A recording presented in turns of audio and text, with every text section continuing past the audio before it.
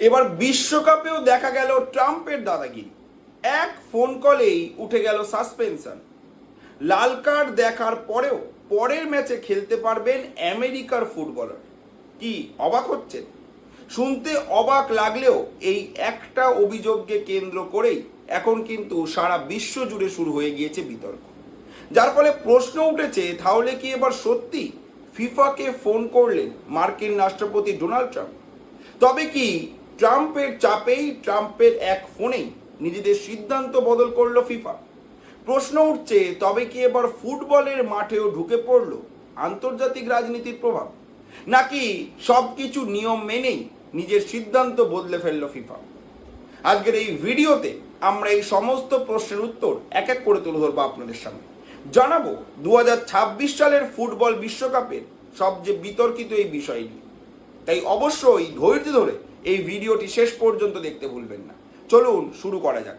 তবে ভিডিও শুরুতেই আপনাদের জানিয়ে দেব এই ঘটনার সূত্রপাত কবে থেকে হয়েছে, এই ঘটনার কেন্দ্রে কে রয়েছে।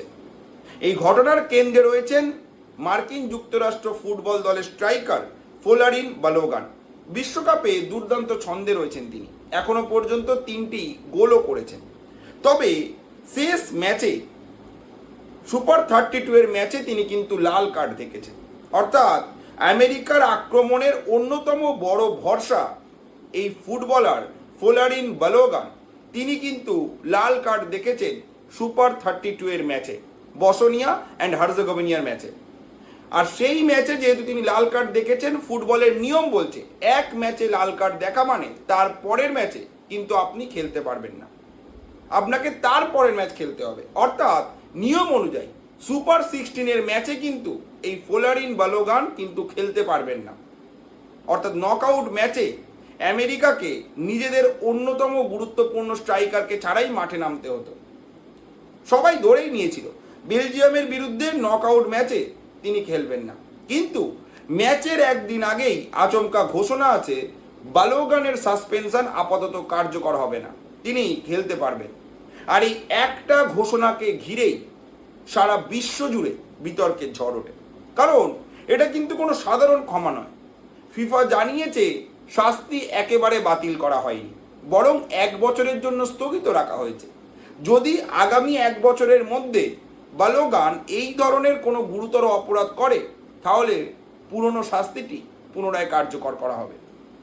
অর্থাৎ গুরুত্বপূর্ণ একটা ম্যাচের আগের দিন এরকম একটা সিদ্ধান্ত নিয়ে নিল ফিফা, যেটা নিয়ে কিন্তু সারা বিশ্ব জুড়ে উঠেছে বিতর্কের ঝড়।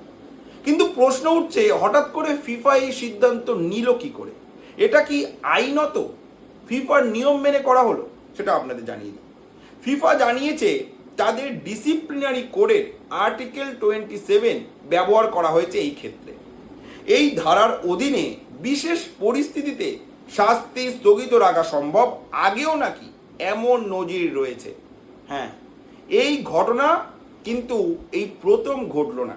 সব থেকে মজার বিষয় হলো, এই বিশ্বকাপ শুরুর আগেই বিশ্বকাপকে ঘিরেই এমন সিদ্ধান্ত 2 থেকে 3 বার নেওয়া হয়ে গিয়েছে। আবার একটা নেওয়া হয়েছে ক্রিস্টিয়ানো রোনাল্ডোকে নিয়ে, একটা আবার নেওয়া হয়েছে আর্জেন্টিনার ডিফেন্ডার নিকোলাস ওটামেন্ডিকে নিয়ে। সেই ঘটনাও আপনাদের জানিয়ে দিচ্ছি। এবারে ফুটবল বিশ্বকাপ শুরু হওয়ার আগে গ্রুপ পর্বের যে কোয়ালিফাই ম্যাচ খেলতে হয়, সেখানে রোনাল্ডোকে 3 ম্যাচের নির্বাসন দেওয়া হয়েছিল।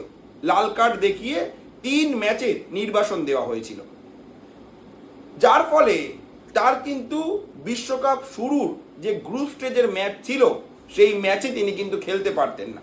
তবে এক্ষেত্রে রোনাল্ডোর ক্ষেত্রে সেই একই আর্টিকেল 27 ব্যবহার করে তার সেই নির্বাসন কিন্তু সরিয়ে নেওয়া হয়েছিল এবং তিনি কিন্তু বিশ্বকাপ শুরুর যে গ্রুপ ম্যাচ, সেখানে কিন্তু খেলতে পেরেছিলেন।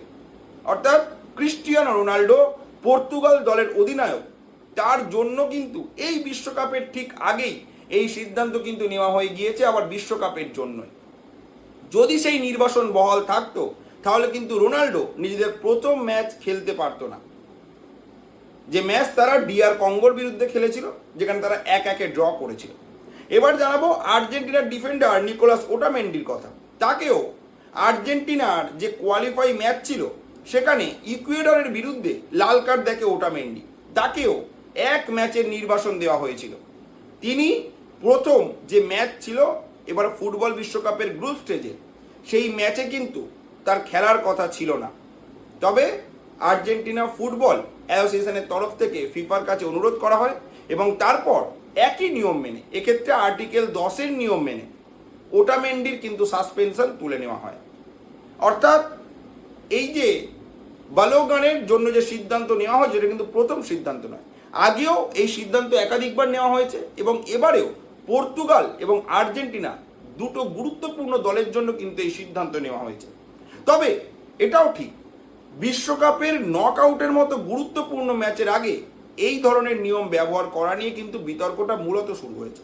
তবে এই বিতর্ক কিন্তু এই নিয়মের জন্য হয়নি, এই বিতর্ক উঠেছে আরও একটা বড় দাবি কিংবা অভিযোগ সামনে আসার পর থেকে। সেটা কি, সেটা আপনাদের জানাবো।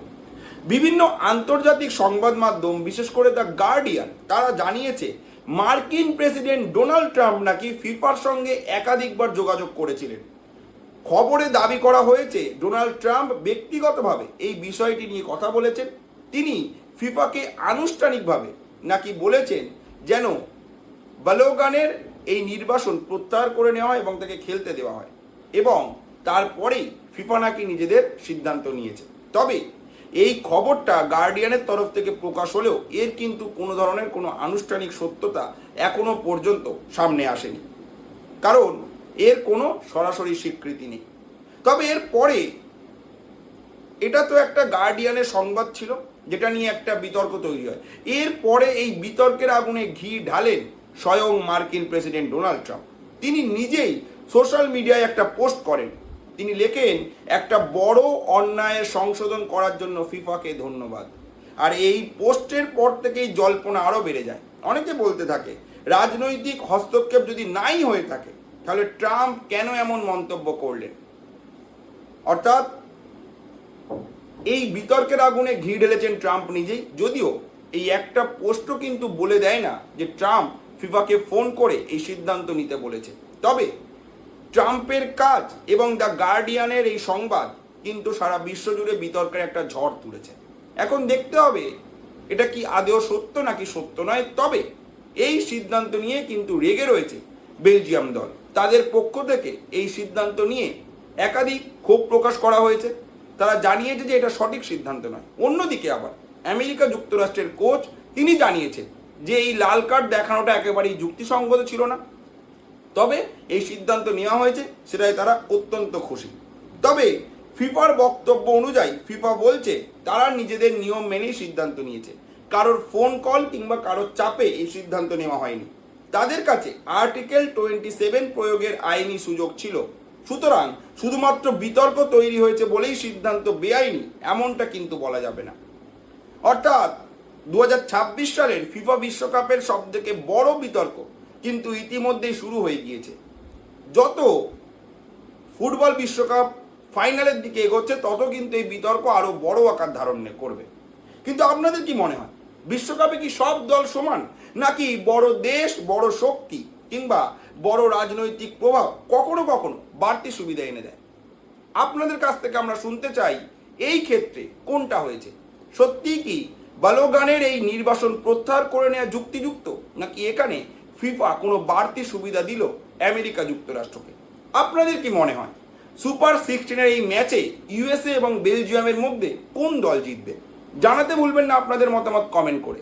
আর এরকমই আরও একাধিক বিষয় সম্পর্কে জানার জন্য, সেটা দেশের হোক কিংবা বিদেশের, যে কোনো কঠিন বিষয় হোক, জিও পলিটিক্স হোক কিংবা স্পোর্টস হোক, সমস্ত বিষয় কিন্তু সহজে জানার জন্য অবশ্যই ফলো এবং সাবস্ক্রাইব করতে হবে আমাদের এই চ্যানেলটিকে। ধন্যবাদ।